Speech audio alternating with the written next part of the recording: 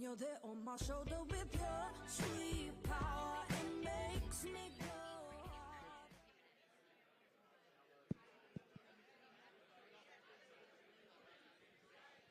Ladies and gentlemen, please begin to take your seats. Our program will begin shortly. Thank you.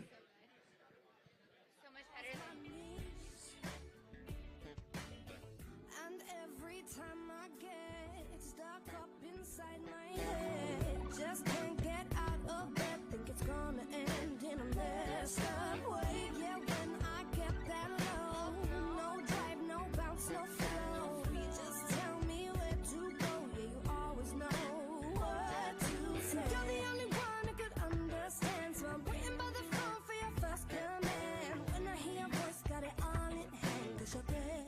Yeah, you're there on my shoulder with your sweet power. It makes me go harder, gives me what I need. And you're there on my shoulder with your sweet power. My soul supercharger lifts me off my knees. Yeah, you're there on my shoulder with your sweet power. It makes me go harder, gives me what I need.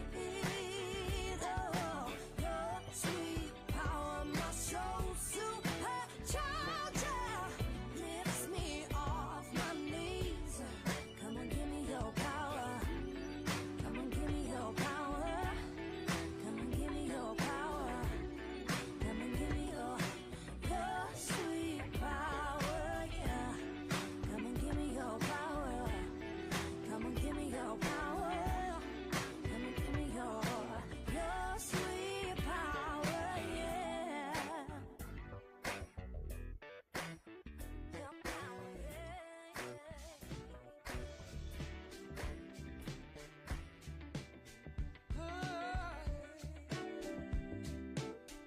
Oh, yeah. Speak it, brother. Tell me, what do you need?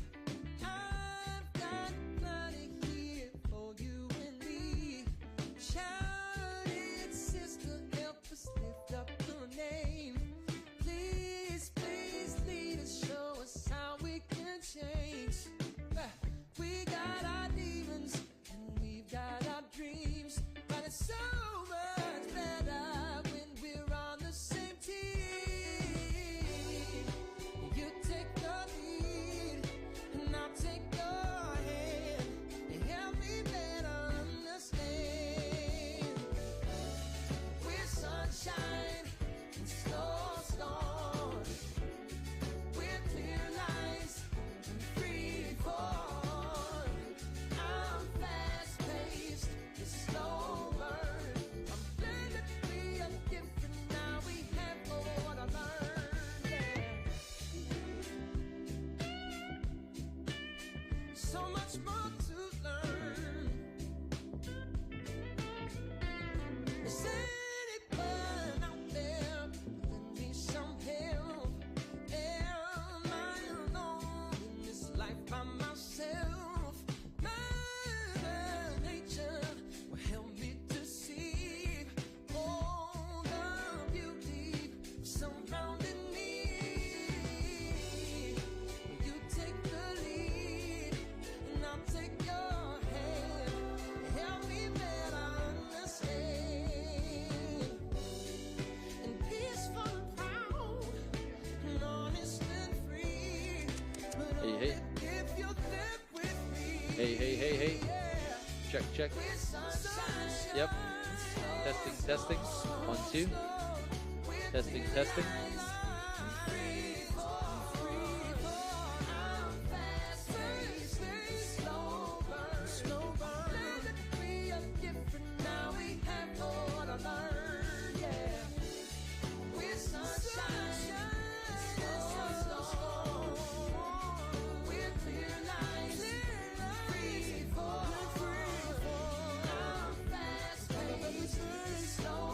Slow burn.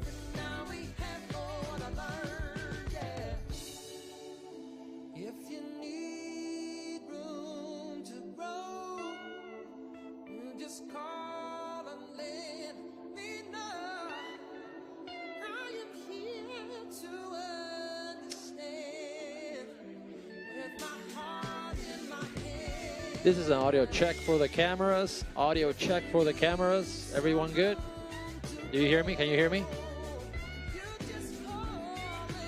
Hey, oh, let me see. Hey, 1, 2, 3. Check, check. 1, 2. Yeah. Okay. If it's too hot, let me know. But okay. Thank you.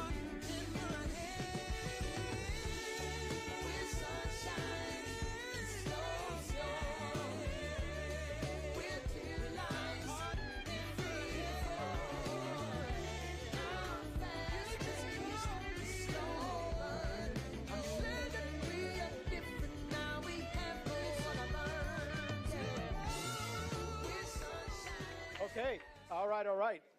Hello, everybody. Welcome. Something happening today? What have we got going on? Yeah. It's 1 year out.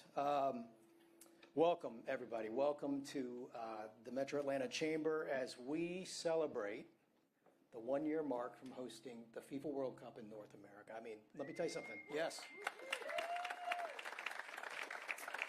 This process started in 2017, so that's how long we've been on this journey. So we're 1 year away from hosting the World Cup in North America, and we are 369 days away from hosting our first of 8 matches here in Atlanta at Mercedes-Benz Stadium.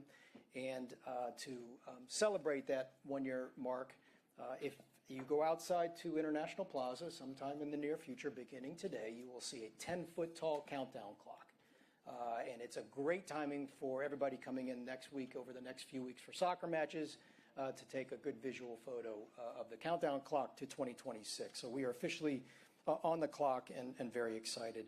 I know we talk about the matches and the visitation and economic impact, but really World Cup for us in Atlanta is an opportunity to celebrate and to show off our people and our culture and the energy and the hospitality that really only Atlanta can bring to large-scale sporting events. And we have a reputation for doing that, and we will continue to do that with the World Cup. The momentum over the years and recently has continued to grow. We are deep in our planning. We have recently announced in March the launch of our host city poster and our Sonic ID, and we will touch on those today. And we have obviously been involved in daily and weekly planning meetings with FIFA. And the feedback from FIFA is that we are tracking very well, and we are well underway in our preparation for hosting the event. Today is the 1 year mark from hosting World Cup in North America, but it's also a celebration of our planning progress and where we are in the details. In the past, it's been discussion and thinking and ideas, but now decisions have been made. And we're excited to show some of those decisions that have been made here today. And I think it's a great illustration of the broad collaboration that we've seen over the many years and many months, like we always do when we have these big sporting events, from the public sector to the private sector, whether it's the state, the city, our corporate community, U.S. Soccer, which now calls Atlanta home and will be ready to go before the World Cup next year. A lot of organizations have been involved in this. And we have, as you well know, proven time and time again that Atlanta is the premium sports city when it comes to hosting these big sporting events. And I know I say that often. I've been doing this a long time, and I say that many times.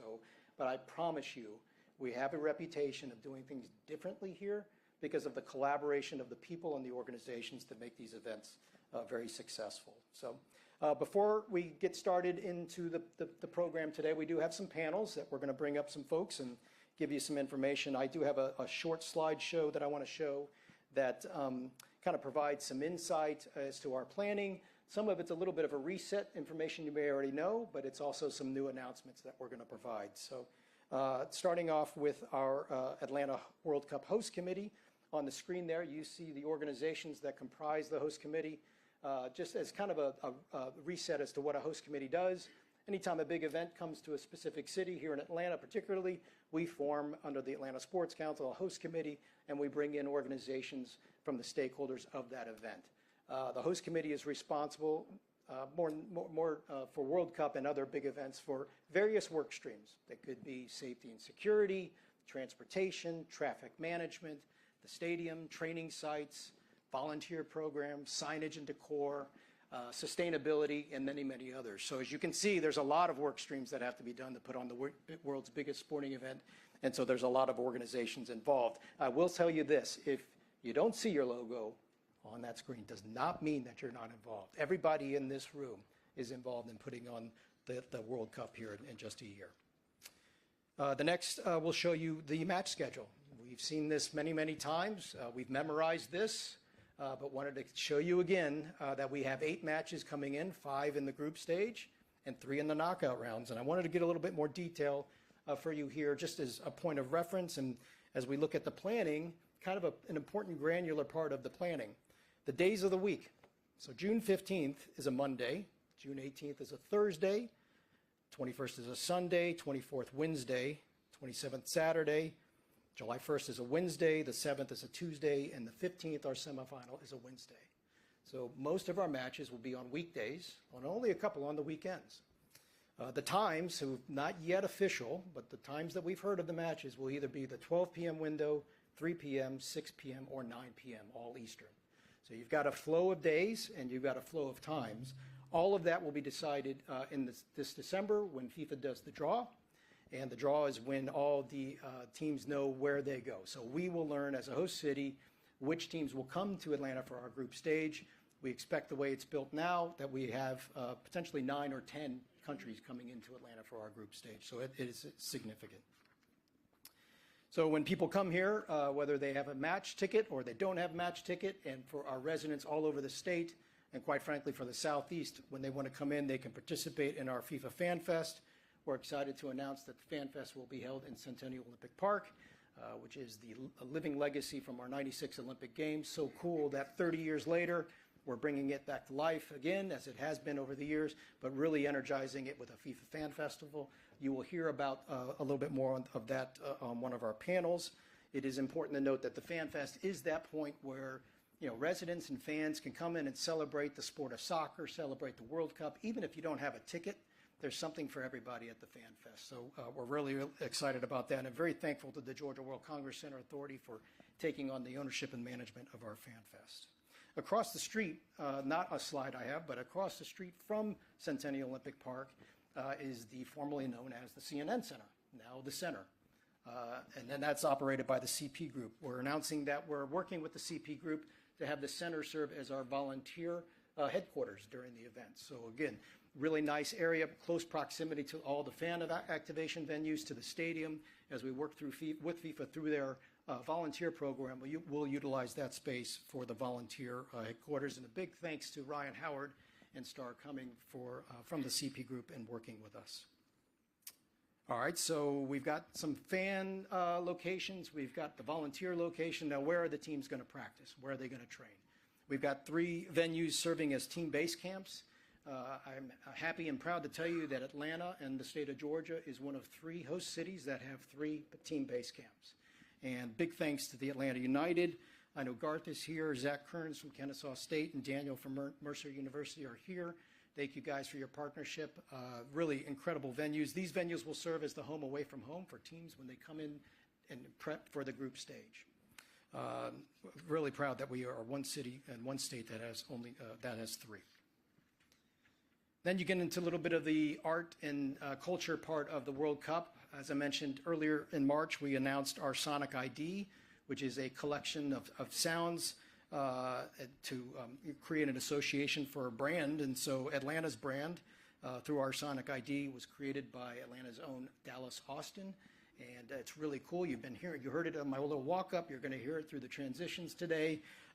It launched back on March 6th, and it is available on all streaming platforms. So if you're paying $16.99 a month to Apple, like I am, go get that thing. And if it's still a cool thing to crank it up at a stoplight, do that. Turn it up. But big thanks to Dallas Austin for creating that. Really, really cool for us. The other fun part of hosting World Cup is the tradition of creating a host city poster. And normally it's a host country poster, right? But in this case, we've got 11 U.S. cities, and every city had the opportunity to create their own poster. And we are really proud to say that Jose Hadafi, who is here today, Jose, thank you, Jose, for creating our host city poster. Let's give him a round. really incredible response, positive response to your work. So thank you. The poster represents the city and the state, different, highlighting different landmarks and state symbols within it. I will tease another comment coming up. You'll see a station soccer in there, and I know Sanjay is here. But thank you, Jose. We have copies of the poster here if you would like one. Maybe you'll do a little signature, perhaps, if we've got time. They are on sale for $19.99. If you are interested in that, FIFA set that price. And if you know FIFA, that's a bargain. So jump on it now. So as I mentioned, we've got venues and fan activations and the cultural part with the music and the art. But really, hosting World Cup is about the legacy and the opportunity as FIFA asked host cities to look at ways of growing the game. And I know that's very important to U.S. soccer as well, now calling Atlanta home. So we have identified 2 ways to, we think, benefit the community through the children of our community and also grow the sport at the same time. So very thankful to have Kasim Lapido and Sanjay Patel from Soccer in the Streets here today. As you know, Soccer in the Streets is an Atlanta-based organization that is committed to empowering the youth of Atlanta through sports and particularly through soccer. And they do that through their award-winning Station Soccer Initiative, which uses unused spaces at MARTA stations and turns them into vibrant soccer hubs. And so we are announcing today that we are going to partner with the Soccer in the Streets guys to support the development of a brand new station soccer at the Hamilton E. Holmes MARTA station.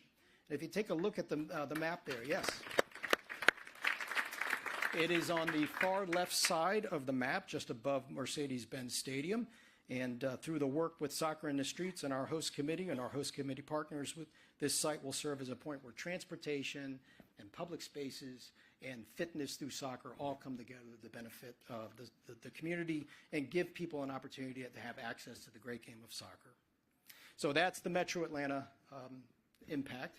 Now, as we like to do here, we like to really promote the fact that these events are held statewide and that they are impacting statewide communities. So in addition to station soccer, we are going to announce today that we're working with the Boys and Girls Clubs of Georgia to promote soccer to youth all over the state. And this map indicates the 15 different areas within the state that we'll be working with the different Boys and Girls Clubs in those respective communities.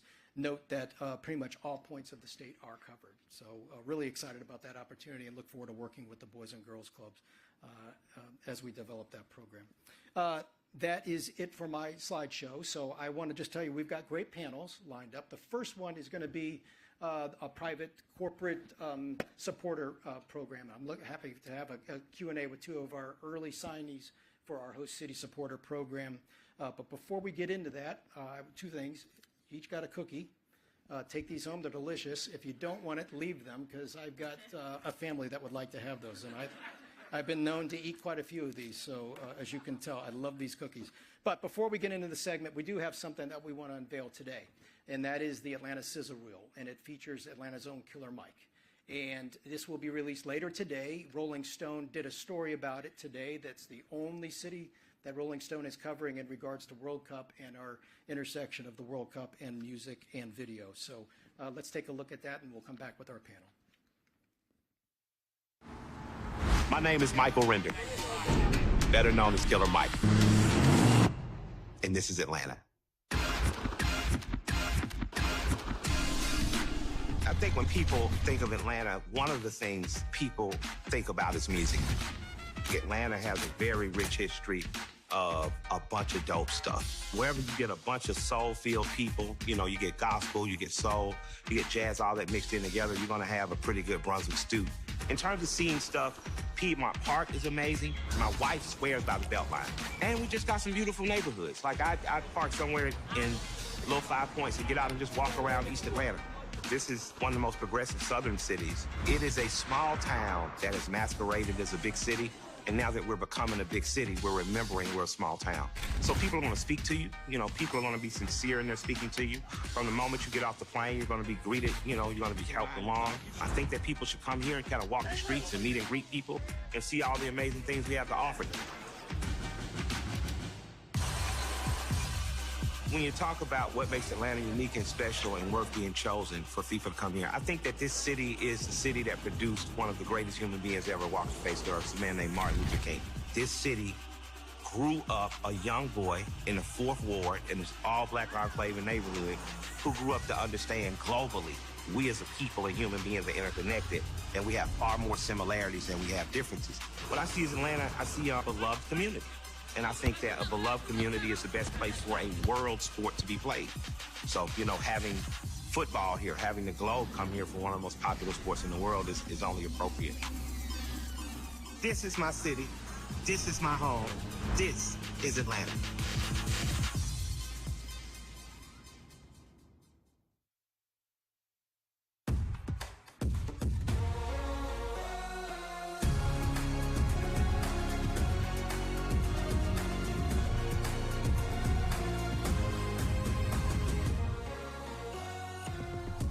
That's the Sonic ID, right? Wanted to let that play out a little bit before I started speaking. Really cool, and that video was really fun. So I believe we can make that available. Where's Aaron? Can we? I'm kind of going off script here. Can we make that available to people and they can blow out that video? Yes. So 4 o'clock. So look for it. Send it out to everybody. So really cool. All right. So I mentioned the public-private kind of partnership that Atlanta is known to have and the state of Georgia is known to have. And I can't think of a better example of what we're about to talk about from the corporate side, the private sector. FIFA has just, for the first time, allowed host committees to secure local sponsors. They've never allowed cities or communities to go out and secure local sponsors. So much like the NFL and the CFP does, NCAA, you're allowed to go out to your corporate community and bring them in with a local sponsorship that includes hospitality and IP use. But FIFA never really allowed that. And so thankfully, they have allowed that for the 26th tournament because it unlocks a really key funding mechanism for our host committee that supports our planning efforts. So today I'm going to have a real short conversation with our first two companies that have come on as host city supporters.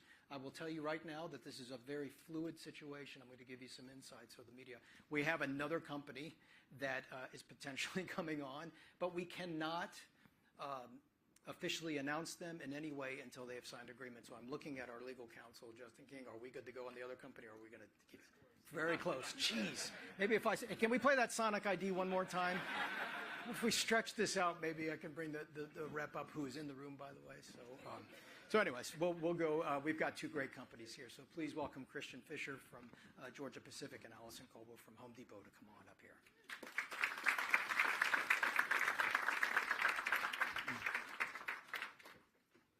Okay.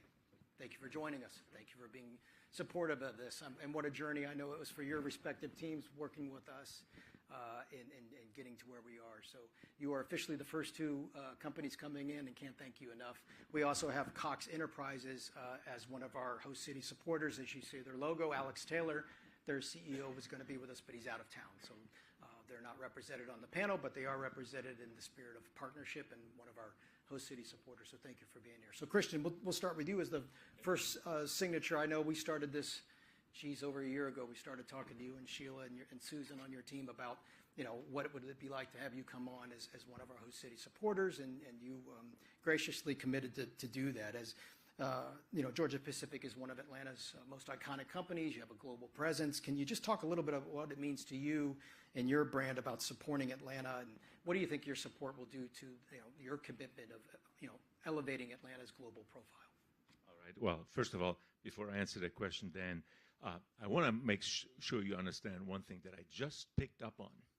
When we started talking about this, I was under the distinct impression that if we didn't sign very quickly, we would lose one of our spots. Now I hear we're the first to sign on. Yes. Anyway, yeah. So beautiful sales right there. All the applause. There you go. To you and the team here. But we're in good company here, right? And we do a lot of business with one another. So this is really, really special for us. Again, and before answering your question, thanks very much to the Chamber for hosting this. Thanks very much to the Sports Council, the host committee, to actually start the countdown, get ready, raise awareness, and the excitement. And if I convey one thing here today, forget everything that I might say or not say. it's excitement for what's about to happen. So why? Why? And why did we sign up?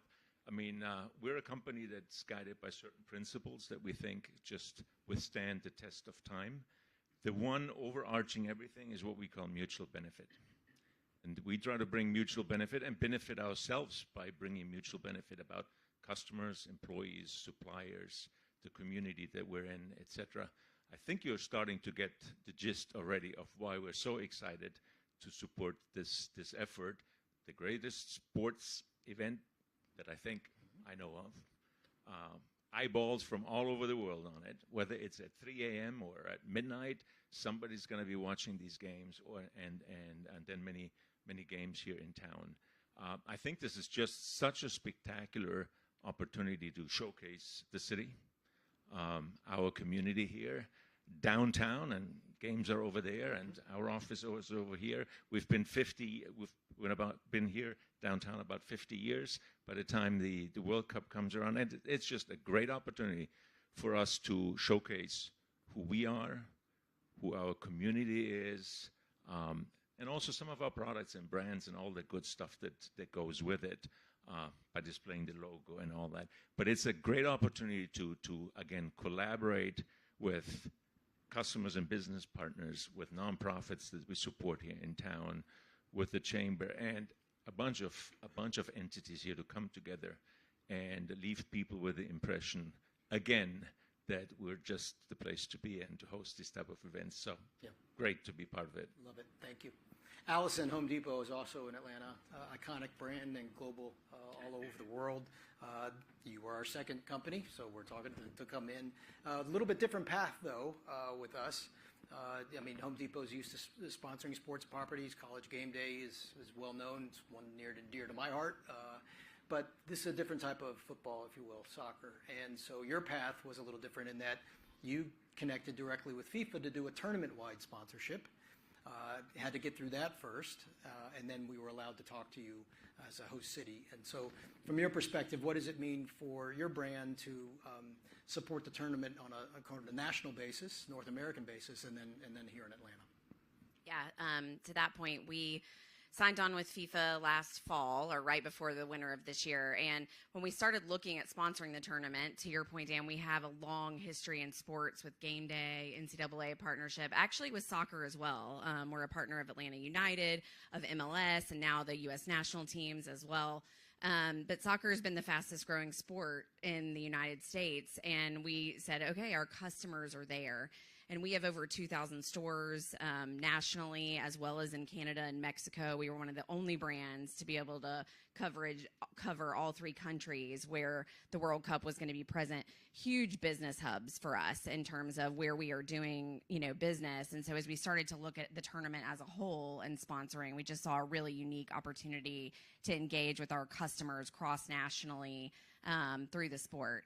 And then as we start thinking about Atlanta, it can't be overstated how important Atlanta is to the Home Depot. I mean, this is where we've been born and raised, and if we look back, and it's really special that where the Fan Fest is going to be hosted, because what helped transform the Home Depot from a regional brand to a national brand, for those of you that were here, and I'm an Atlanta native, was the 1996 Olympics. So to be able to look at an opportunity like this and to help transform our brand and get it ready for the next chapter, we just have a really special heritage with Atlanta, with the history that we have here, and just kind of giving us that opportunity to move into the next phase of growth for our brand. So we're super excited to partner with Atlanta and just continue to showcase the incredible business place that this is, and community of our citizens. So very excited. So I'll stay with you, Allison. So I know FIFA's got guidelines, of which you can, we'll call them guidelines, or perhaps restrictions, however you want to, of how you can engage and activate. But can you share anything of kind of what you're thinking, perhaps a year away, of how to activate in your hundreds and thousands of stores around the country, particularly maybe in Atlanta and the state of Georgia? For sure. There are a lot of rules, but we play very well within those. We're very excited, and you actually touched on something. The Fan Fest is a really important component because not everyone is going to be able to go to a match. There is, limited seating inside the stadiums, although we have massive, incredible stadiums here in Atlanta and in the United States.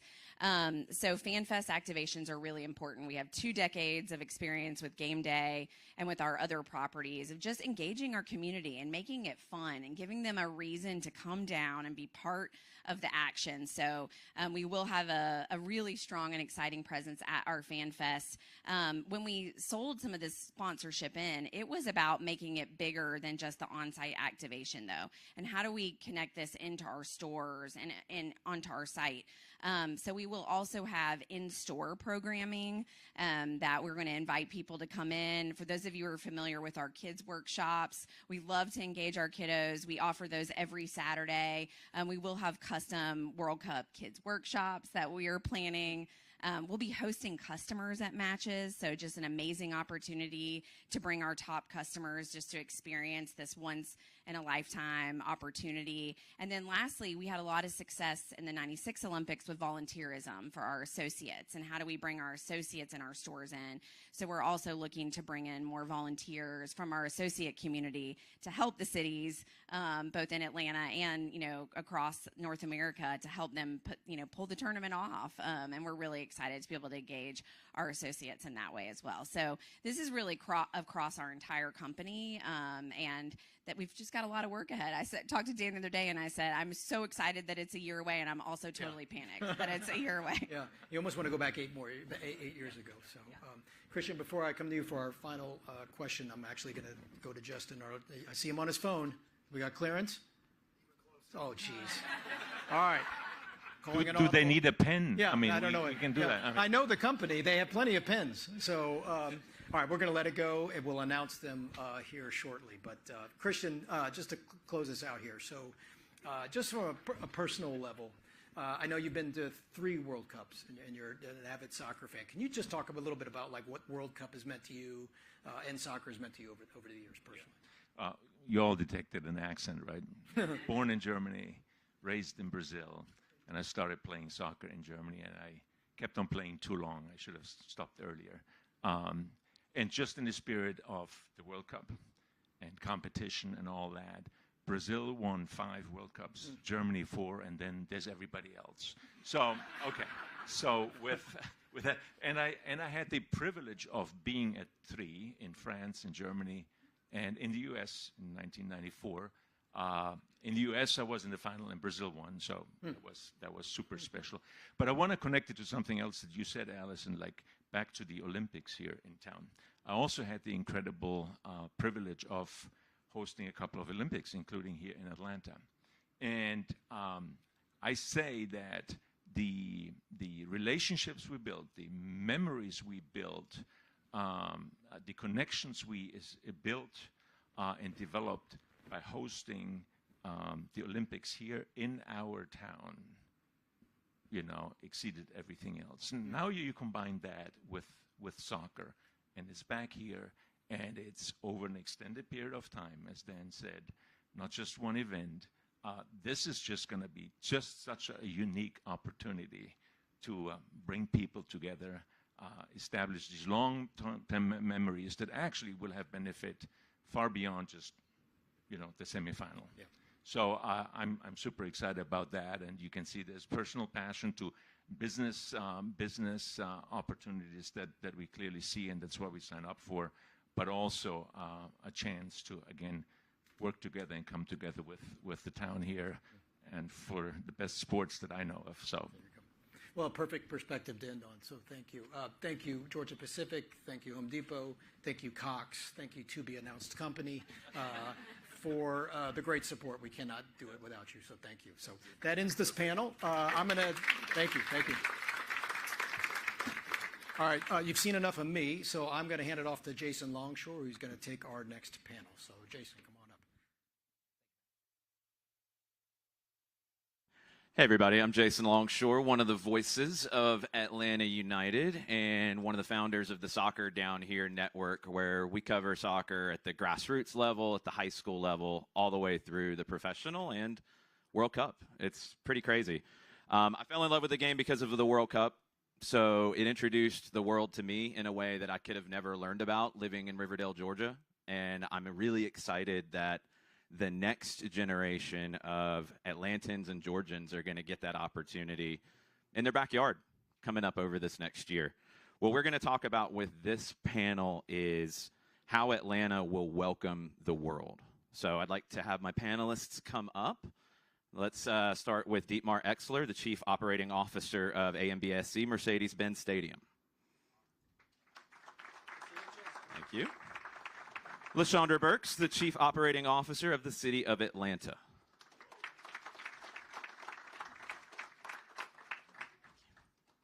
William Pate, the President and CEO of the Atlanta Convention and Visitors Bureau. And Katie Kirkpatrick, the President and CEO of the Metro Atlanta Chamber. Thanks, everybody, for taking some time to join me up here. Dietmar, let's start with you. Mercedes-Benz Stadium has hosted so many major events. What makes the World Cup a little different, and what's the fan experience going to be like at the Benz? You mentioned we hosted so many great events, and we're really grateful. If you think about it, in a normal season, we have the Atlanta Falcons, we have United, we have concerts for every taste. And we have college football, Georgia versus Georgia Tech coming up in this coming season. That is pretty awesome. When it comes to the national events, we had CFP twice already in the stadium, College Football Championship. We have announced a second Super Bowl here in Atlanta. We missed out on a Final Four before COVID a few years ago, but have one now. And on top of that, we got to do now the international soccer event, biggest sporting event in the world, where we bring the world to Atlanta, to our Mercedes-Benz Stadium. That's just going to be awesome. Our promise to the fans, what Arthur always asks us to do, is take care of the fans. Fan experience, fan satisfaction is the most important measure for him. And we're working on grass, we're working on all kinds of logistics, but the number one topic we have, in the spirit of Southern hospitality, what are we going to do to be the best host for the fans overall? And that starts, from contacting me early, signage, to in the stadium, fan-friendly pricing will stay, of course, whatever we can do in partnership with William and the hotels, with the city, with the host committee, with everybody else. That is actually the most important objective for us to deliver. LaShondra, let me ask you, how's the city of Atlanta planning to support the FIFA side of things, the operation? And what defines success for the city and the mayor? Well, so for us in Atlanta, just try holding that up. Okay, now, there we go. There we go. Thank you. So I would say for us in Atlanta, one, we're extremely excited to be a part of the host committee and make sure that Atlanta is ready for the world. As you heard earlier, this is not our first time at the table, not our first time doing this, but the city is really responsible for safety and security, infrastructure, and some parts of transportation. And you'll hear from a lot of our team members today, we have very specific staff dedicated to this work. So it is outside of their normal day-to-day operations. You'll hear from Deputy Chief Hampton soon, where we have a new division in Atlanta Police Department. This is all they do every day is think, breathe, safety, leading up to World Cup. Fire Chief Rod Smith is here. ATL DOT Commissioner is here. The world's busiest and most efficient airport in the world General Manager is here, Ricky Smith, and our Parks and Recs Commissioner. So you'll hear a little bit more throughout the day from some of them around all of the work that we're doing to prepare Atlanta for the world. And again, daily operations focused on that. William, let me ask you, how's the hospitality sector here in Atlanta preparing for everything with World Cup next summer? And what kind of experience can the visitors, either from the region, from the country, or internationally, what can they expect? Well, everybody's going to have a great experience because that's what we deliver here. Our hospitality community is already meeting. Those are hotels, venues, attractions, other CVBs across the metro area and across the state. A lot of what we're doing right now is community awareness and just making sure that everybody understands the timelines, what's going on. We talked about the FIFA guidelines. You'll hear about that, I'm sure, many more times as we're talking. And we make sure that everybody understands those. And so it's really about engagement, about making sure that we have a fantastic customer experience set up. We talk about language, make sure we have all our languages covered and things like that. So it's always, the little things that really make the experience special. Right now, a lot of activity in the city is around the corporate partners and sponsors. We have about 127,000 hotel rooms that are already booked for the event. That will go up substantially once we find out what countries are coming and the fans can start booking. But already corporate sponsors are around town scouting out venues. We have 60 venues across the city that are hosting or that are holding space at their venues for parties and things like that with the corporate partners. Just to put that in perspective, we had over 100 venues that we used in the last Super Bowl, so that number will also go up once we find out which countries are coming. As I always say, the experience, a lot of it is going to depend on the countries we get, because if we get, Brazil, somebody mentioned Brazil, we get Brazil and Germany, I mean, this place is going to be wall to wall, right? And so we have to be prepared for that. And so spend a lot of time with that. And then we've got a website that will, part of our website, discoveratlanta.com, that we'll be bringing live here in a couple of weeks, where you can log in your events. We're trying to collect all the event information so that we can manage traffic patterns, security, things like that for all the events that we have in town. So the great thing is we have fantastic people that work on this, and we know how to make people feel welcome. And when we welcome the international community again, we're going to make sure they have a great experience. 100%. Katie, let's move over to the Metro Atlanta Chamber side of things. There's a lot of support needed to make all of this happen. How is the Chamber encouraging the federal, the state support for everything World Cup related? Well, Jason, it's actually nice to be here because I listen to you all the time. So it feels a little bit like fangirlish right now. So, one of the roles that the business community as a Metro Atlanta Chamber plays is really rallying around the event, supporting our partners like the City of Atlanta, the stadium, the CVB, the Atlanta Sports Council, where we can influence and convene people to take action. And I want to start by talking about the City of Atlanta, who has been a constant community partner for all of our major events for a very long time, and they deserve a lot of credit for the resources they pour into these events, not only with talent, but also the funding that goes into it. So you all do an incredible job.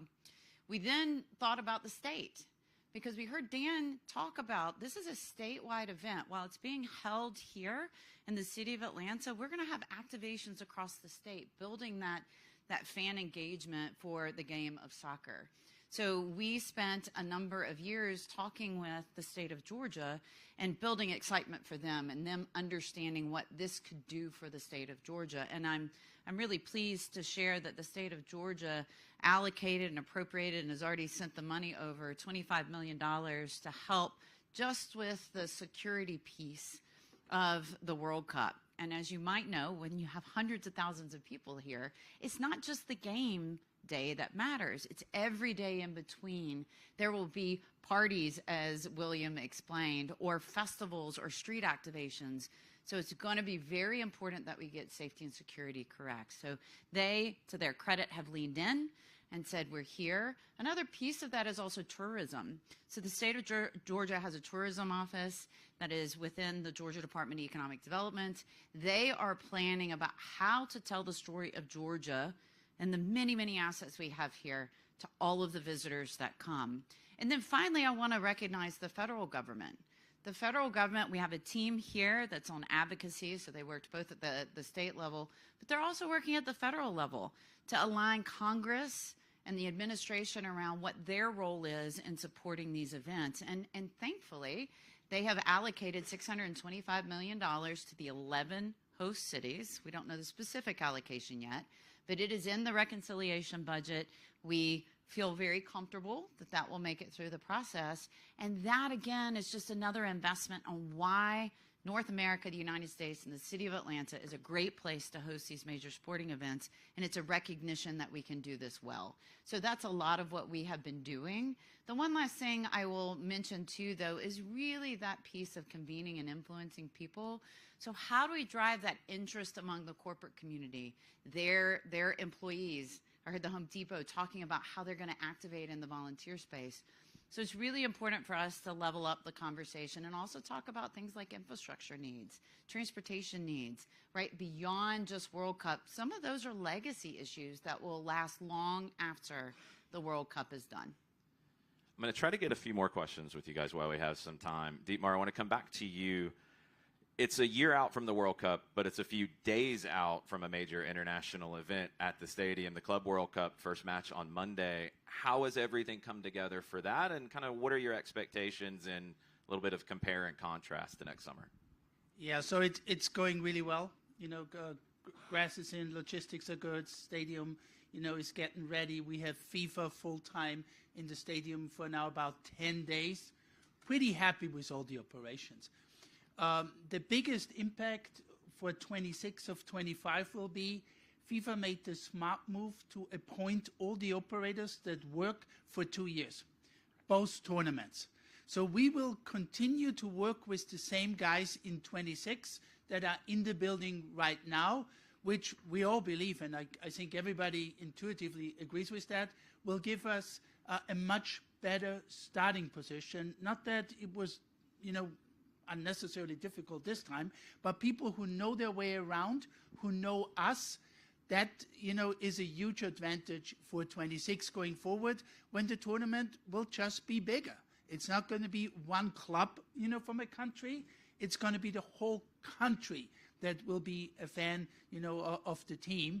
And we're looking forward, you know, to having that experience. So it's a good preparation, stepping stone, in line after Copa, after Argentina, where we worked really well together for the opener, now Club World Cup, then FIFA 26, and reaching, I think it's the pinnacle of sports, so it's going pretty well. Yeah, it's exciting to see how everything is building to next summer. One other thing, Lashandra, that is building that I have loved hearing about, and I'd love for you to explain a little bit more about it, is Showcase Atlanta and how the city is working with small businesses to help prepare for things like this. Sure. So Showcase Atlanta, and I heard earlier in some of the comments, even on some of the videos, you just hear people say, this gives us an opportunity to showcase Atlanta. And so hence the mayor has created a nonprofit called Showcase Atlanta, which is co-chaired by Arthur Blank and Carol Tomei. Showcase Atlanta was created because the mayor was very clear to say, I want World Cup and beyond, any big events that come to Atlanta, to happen with Atlanta and not to Atlanta. Very, very clear. That was his charge to us. So what you will see from Showcase, a couple of different things. One, you'll see many festivals around town, because what we know is that everyone who comes to Atlanta and people who live in Atlanta will not be able to go to the games, and some not even Fan Fest. So we want to make sure that people are engaged, they have an opportunity to be a part of what is coming to Atlanta. The next piece is really to shore up some of our small businesses to make sure they benefit from this opportunity. So we're going to be working with small businesses throughout the city, certifying them in order to hopefully be used throughout any events that are going on in Atlanta. And we're going to take them through some trainings, from marketing to how to make sure you're ready. Do you have enough cups in your restaurant for the number of people you're expecting to receive? Some of the things that many of them just do not think about. And we're also going to be working through Invest Atlanta to do some very small business loans, just to for people to get ready and be prepared for the crowd that we're expecting here in Atlanta, and just be ready. So we're focusing on small businesses, but we're also focusing on many festivals and events throughout the city of Atlanta to make sure that everyone has an opportunity to feel the energy of World Cup.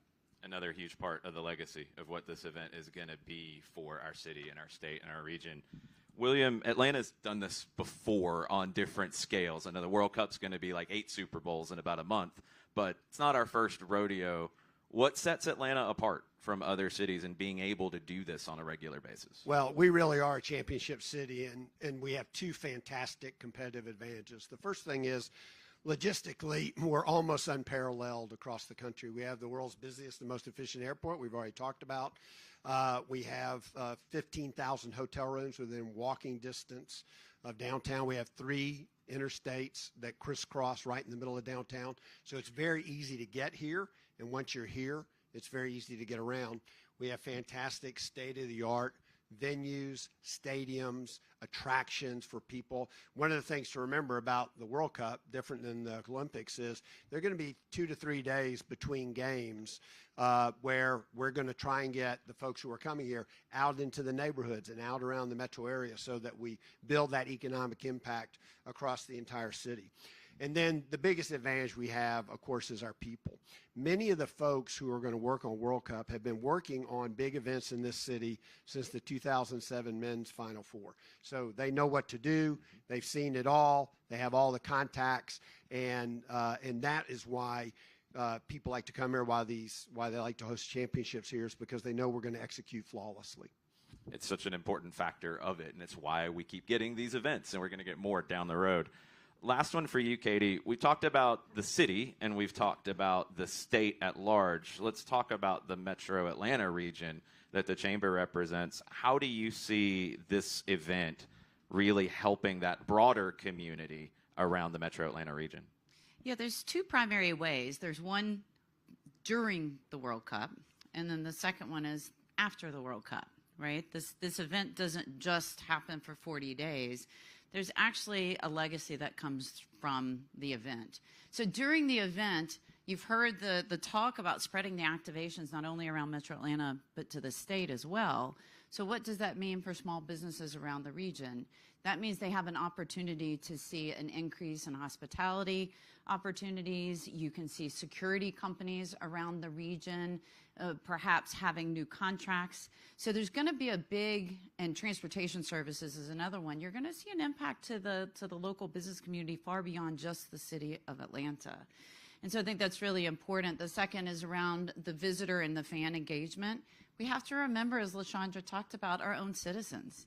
And so they're going to be able to experience a world-class event like I did when I was however young, 1996, with the Olympics. That had a lasting impact on me, and it actually made me want to stay in Atlanta, be a resident here, raise my family here, and have a professional job here as well. So it really inspired me.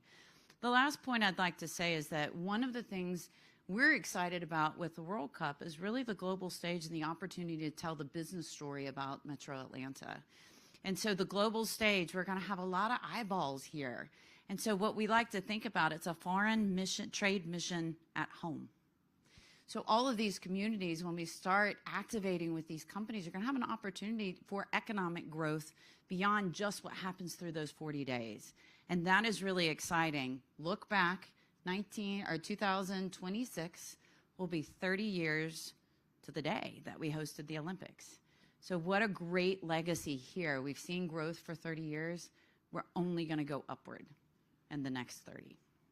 It's cool that we kind of started with welcoming the world to Atlanta, but I think we ended up getting into a lot of how Atlanta and Georgia and the metro region is going to carry on the legacy of this event. Thank you all so much for spending some time with us today.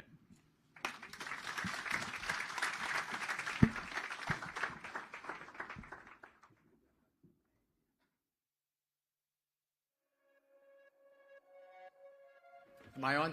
I'm going off script because I am announcing the to-be-announced company. It just came in, so here we go. Hey, this is sports. This is what you do. You call audibles. You're in the flow. Very, very thankful to announce that in addition to Georgia Pacific, Home Depot, and Cox Enterprises, that Southern Company is coming in as one of our host city supporters. Trey Kilpatrick is here. Trey, thank you very much. Justin King, thank you to King and Spalding for pushing it through just the way we planned it in today's program. So, on with the show.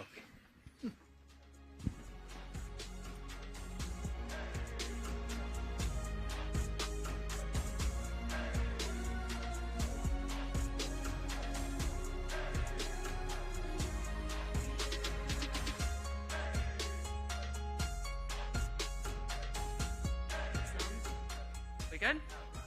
Hello, everybody. I'm Georgia O'Donohue. I'm the chief, and Lamar Stewart, my woo guy. Yeah, my hype man follows me everywhere. I'm the Chief Operating Officer for the Atlanta World Cup Host Committee, and I am excited to speak to you all today. We heard a lot in the last couple panels, especially in the last one, about how Atlanta is ready, and I am going to speak to the experts today so you can hear just how ready we are. So I'm going to bring them up one by one. Start with Ricky Smith, the General Manager for Atlanta Hartsfield-Jackson International Airport. Put you right next to me. Come on down this way. Perfect. Rhonda Allen, our Chief Customer Experience Officer at MARTA. Deputy Chief Charles Hampton with APD. Adam Fullerton, our VP of Stadium Operations at Mercedes-Benz Stadium. And TJ Rogers, our National Sales Manager at Georgia World Congress Center. Please. All right. So we've talked, again, we've spoken to some of our supporters, we've spoken to a lot of our leaders. Now we're talking to the people who are getting it done, right? So we've got, from my perspective, we've got getting people to Atlanta, moving people through Atlanta, keeping them safe, and then putting on a show, right? That's what we're trying to do as we're here for World Cup 2026. So we'll start with you. We're no stranger to this in Atlanta. We've heard that over and over again. World's busiest airport, you're definitely not a stranger to this, but this is a different level. This is 8 Super Bowls in 39 days potentially. So can you tell us about how your team is preparing over at the airport? First of all, thanks for having me on the panel. And I must admit that that soccer is kind of a short-lived experience for me. My young son, when he was very young, we took him to a hockey camp because he was excited about, soccer camp because he was excited about soccer. And we thought he had a great time on the way home in the car. We asked him why wasn't he excited, and he wouldn't talk. I said, son, talk to me. Why aren't you excited?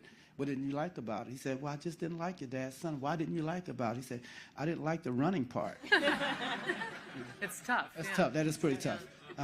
So, you know, it's been said many times that that Atlanta's been through this before, right? And at the airport, we've certainly been through this before. I mean, we kind of live by this notion that people don't get up in the morning saying they want to spend their day at the airport. They want to get through the airport, right? And so we work very hard to do that. It's also been mentioned that we're the busiest and most efficient airport in the world, and that is true.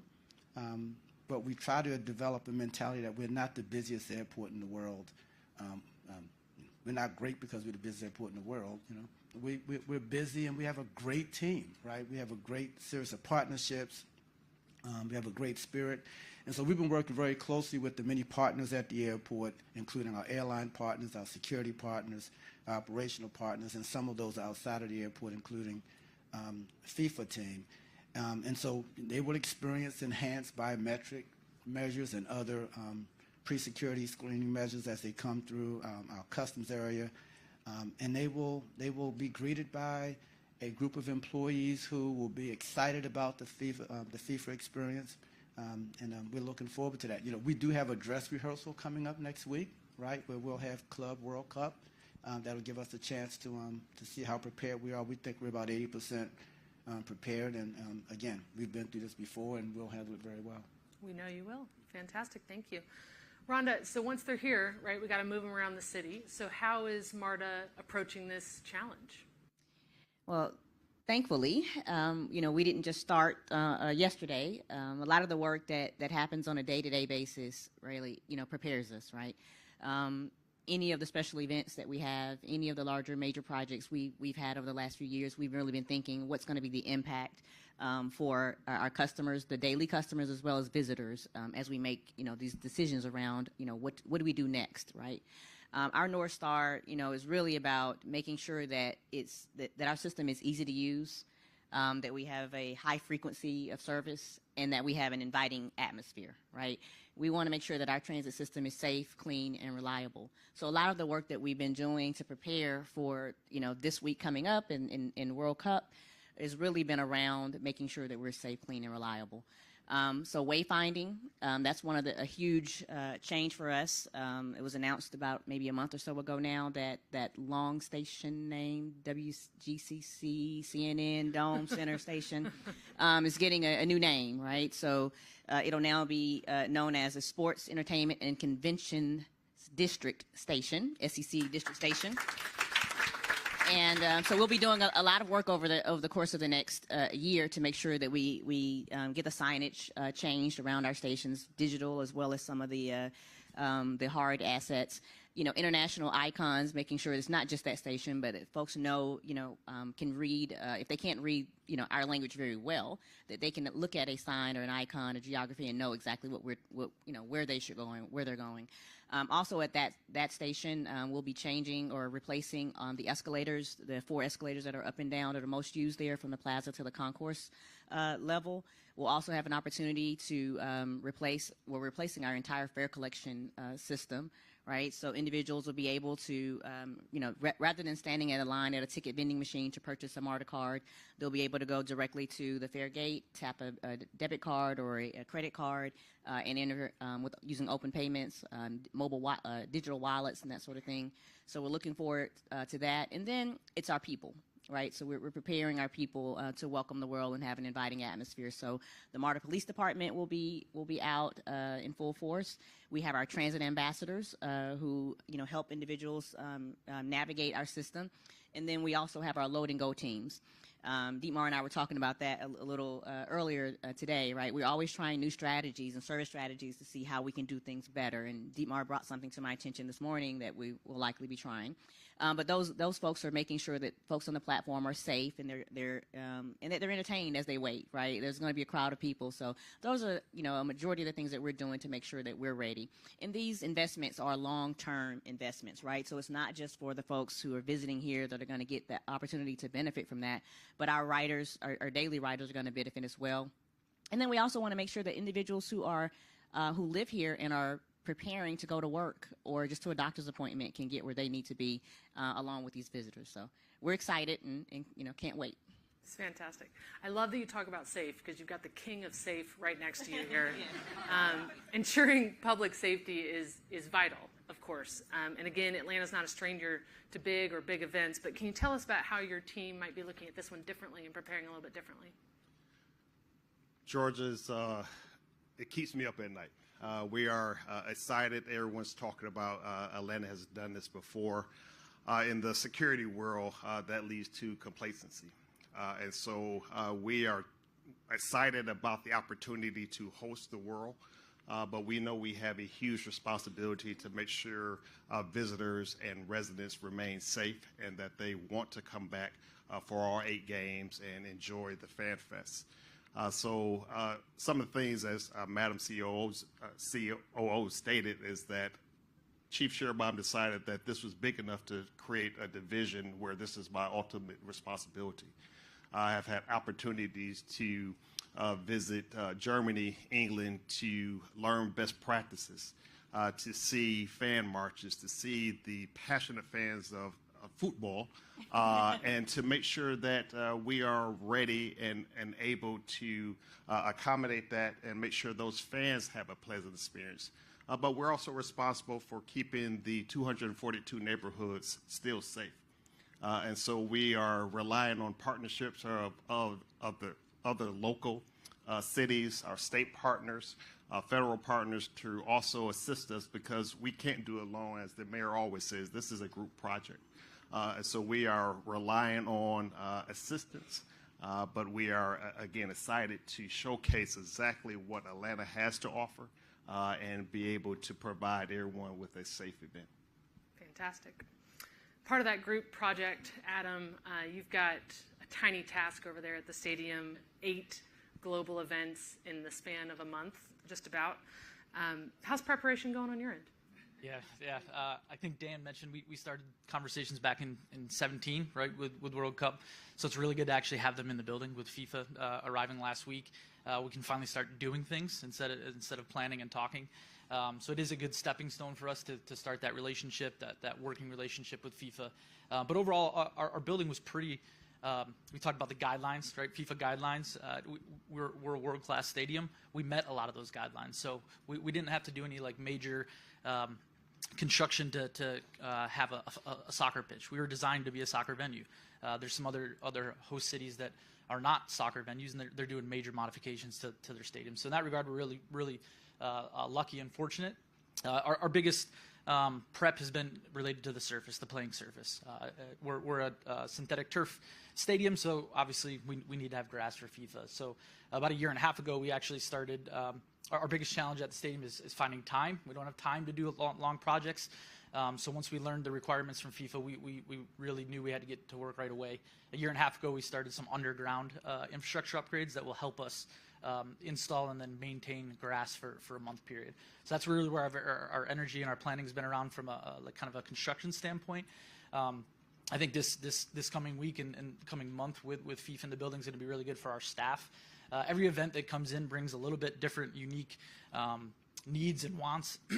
For me, the FIFA lingo, just learning the language of FIFA, they call things differently. They have different names for our spaces in the building. So really just collaborating with them, it's going to be a really good rep.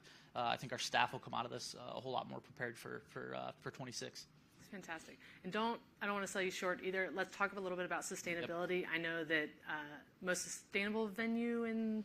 I would say so. Yep. Certainly the FIFA tournament. It's part of our DNA at Mercedes-Benz Stadium. That was not it really wasn't a lift for us when FIFA handed over their sustainability requirements. We checked the box. We were there. Our zero waste program that we've been operating at the stadium now for the last 3 years really sets us apart from a lot of other venues. And then we're dipping our toes in the water with another LEED certification. And that's something we would have done regardless of FIFA or not. We just, again, it's part of our DNA, and that's something that will continue to operate sustainably. Fantastic. And I know we're also working with our partners at GWCC. Similar, we're going to try to make this whole campus as sustainable as possible. And TJ, we've announced today, obviously, the Centennial Olympic Park in 30 years. Thank you, Katie, for speaking about that. 30 years from the Olympics, a very exciting location, a very exciting moment. And of course, GWCC will be home to many other spaces for FIFA as well. Let's talk about how is your team preparing and how's all that going? So first, we are thrilled that Centennial Olympic Park is back on the world stage once again. We're going to showcase all the great things that we do around our campus. Many may know that the GWCC campus is purpose-built to host events of all sizes, often with a focus on sports, entertainment, and conventions. We're fully prepared to host our regular convention calendar in addition to our role within the FIFA World Cup footprint. We've been strategically planning. We've got infrastructure upgrades as well. We've got campus-wide readiness planning happening to create a seamless experience for all of our guests, spectators, and attendees. We'll also continue to work closely with FIFA, its global partners, the Atlanta Sports Council and Host Committee, the City of Atlanta, and city supporters to provide and make sure that we have logistics and public safety and staffing levels up to our top tiers. So we're ready. We're ready to go. It's fantastic. And tell us a little bit about Fan Festival. Can Dan get more cookies at Fan Festival? What do we got coming for us? So we're excited to bring Atlanta's Southern charm and resilience to a dynamic fan experience. Unforgettable is our goal. We'll be offering live broadcast matches, interactive games and activities, live entertainment, and great food. Don't forget about the great food, in addition to a family-friendly atmosphere. Our campus is walkable and connected, so it'll be a great first stop for those attending matches at Mercedes-Benz Stadium. Right now, our plan is to be open for 20 days, aligning with Atlanta's matches, as well as other matches across North America. So our goal is to create a dynamic fan experience in our community. It's going to be wonderful. We're all excited about it. We also, Host City supporters have been a huge, huge supporter, I can't think of another word, of our Fan Festival as well as FIFA partners. We're also working a lot with Coca-Cola. They are very invested in making sure, again, that this feels like an Atlanta event. And so I think you will all be very proud of what you will see. Again, Atlanta's no stranger to big events. I know that puts us in a place for complacency, but we are, You did speak as well about how you're learning lessons from others. You're learning lessons from your trip to England. We've had other big events here. We've had the college football playoff. We've had Super Bowl. What have you learned from those events or those trips that you're really trying to take into FIFA? You have to be flexible. We can have a plan, and we can't panic when something goes awry. And we have to just be able to know that people are a phone call away and willing to help us. Again, we're working with a partnership, as you talk about FanFest, with VP Paul Garucci and his staff to support them with FanFest. But we understand that people love the sport of soccer. And it's, except for Ricky's son. Right. Right. But everybody else, yes. And the passion behind it, and that's something that we're communicating with our staff, is that this is unlike any other sporting event, and the excitement. But again, sometimes there's some ugliness of the passion, and that we also have to be the peacekeepers, and being able to do that in a manner that we don't become the instigators. And so just being able to learn the culture of soccer and to make sure that our officers are ready to deal with that, making sure they are ready for the summer heat, and being able to communicate all of that, what to be expected, the large crowds, being able to, again, the main thing is making sure that they're safe. So we know that we're going to have to shut down some streets, and being able to communicate our plans, because the residents and the visitors, they need to understand that some of their normal paths of travel were going to be interrupted. And so we just have to be, again, the biggest thing is just being flexible and being able to communicate our plan. And again, that's something that we're not always willing to do, because we're thinking we're giving away trade secrets, but that's something that I've learned that we have to share so people understand what to expect. Right. Well, and your team is so passionate and wonderful and invested in this, and so we're excited to see it come to life. Flexibility is a great point. So, Adam, you've hosted many global events at the stadium. Again, we talked about this one being a little bit different. How do you evolve the operations of the stadium to make the fan experience feel a little bit different for every single one of these events? This is FIFA World Cup. These are soccer fans.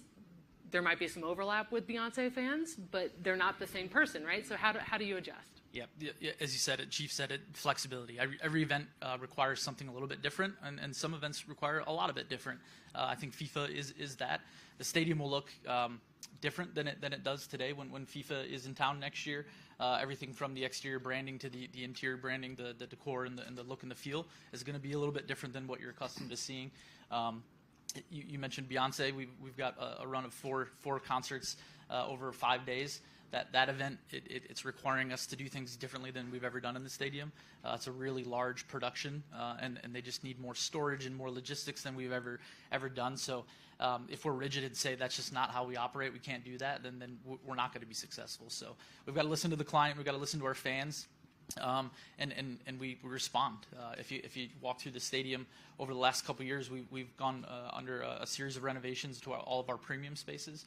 We've added new spaces to the building. 3 years ago, we added four premium products on the field level. It's going to be a really nice area for FIFA on pitch. I don't know who's paying for those tickets, but we'll definitely keep security around those booths. We've added an upper club to Molly B's, sponsored by Gallagher, as a premium space, and we're just about a week away from opening up a new premium space on the 300 level. So commitment from Mr. Blank and Dietmar and our leadership team. We put millions of dollars back into the stadium every year, and the goal is to keep a world-class experience for all of our fans. It's great. We learn, we adapt. That's what we do. Ricky, let's talk about at the airport. It's going to be a busy time. It's busy summer travel time in June, July of next year. We know, or we hope, that Atlanta will be a hub for many of these visitors, right? This is, again, the most efficient airport, but it's also, if you're coming from Europe, this is really one of your main stops. So how are you going to ensure that your bread and butter, right, your local traveler just trying to get to the beach for the summer, is not disrupted by this giant thing coming in? Well, just 2 weeks ago, we had the busiest day in the airport history, right? So we know that a key to that is how we staff our key services, our security checkpoints. In this case, customs will be a major element of the customs experience. And so we're working very closely with customs to make sure that they have the staffing levels, and where they don't have the staffing levels, we can supplement that. Again, if after World Cup visitors are talking about the airport, then something didn't go well. And so we don't want that to be the conversation. We want people to come here and enjoy what for many will be the most amazing experience in their lives. We have a remarkable customer experience team that works very closely with our airline partners and our concessions partners. And I think, you will see a spirit at the airport like you have not seen before. But again, it goes back to, making sure that if people have to spend time in the airport, that we have all the amenities in place to make that an amazing experience. But we want to get people through the airport as efficiently as possible, as quickly as possible, as seamlessly as possible. And we think if that happens, then that will add to the overall experience that they will enjoy when they come to Atlanta. Totally agree. So, Ron, I'm going to finish with you. So we expect this longer duration of stay, we hope. Can you talk about how MARTA can connect all of these visitors to the broader parts of Atlanta? Sure. If you're coming here internationally, you're staying likely more than, for one game. And hopefully folks, they understand how to get, to their hotel, perhaps in the Buckhead area, maybe Midtown in the South, by the airport.